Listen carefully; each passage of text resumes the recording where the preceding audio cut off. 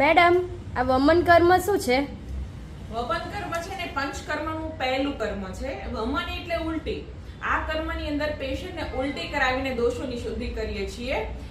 Mostly જે કફના રોગો છે, કફ દોષના કારણે જે રોગો થાય છે ને એના માટે જે બેસ્ટ પંચકર્મની ચિકિત્સા છે એ છે આ વમન કર્મ. હવે વમન કર્મની અંદર પણ પૂર્વ કર્મ પ્રધાન કર્મમાં મેં જણાવ્યું હતું એ રીતે 2 થી 3 દિવસ દીપન પાચનની મેડિસિન લઈને આપણે ચાલુ કરવાનું છે, જેથી કરીને જઠરાગ્નિ પ્રદીપ્ત થાય. એટલે 2 થી 3 દિવસ સુધી દીપન પાચનની દવા આપવામાં આવે છે. અને પછી ઘીપાનની અંદર શું છે કે મેડિકેટેડ ઘી હોય છે જેને પીવડાવવામાં આવે છે, જેથી કરીને છે ને એ દોષો ચલાયમાન થાય. બરાબર, સ્નેહનની આ પ્રોસેસ છે. તો આપણે એ કરીએ છીએ, ચડતા ક્રમમાં ઘી આપીએ છીએ અને પ્લસ ત્યાર પછી શેક માલિશ.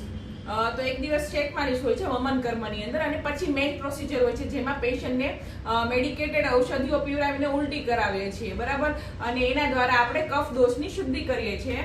અને ત્યારબાદ 5 થી 7 દિવસનું જેવા પ્રકારની શુદ્ધિ થઈ છે એના આધારે આપણે સંસર્જન ક્રમ નક્કી કરીએ છીએ. અને સંસર્જન ક્રમની અંદર 5 થી 7 દિવસ સવાર બપોર સાંજ છે તો પેશન્ટને કયા પ્રકારનો ખોરાક લેવાનો છે તો એની પૂરી માહિતી આપવામાં આવે છે અને એ પ્રકારે ફોલો કરવાનું છે પેશન્ટને. એટલે આ છે આખી વમન કર્મની વિધિ.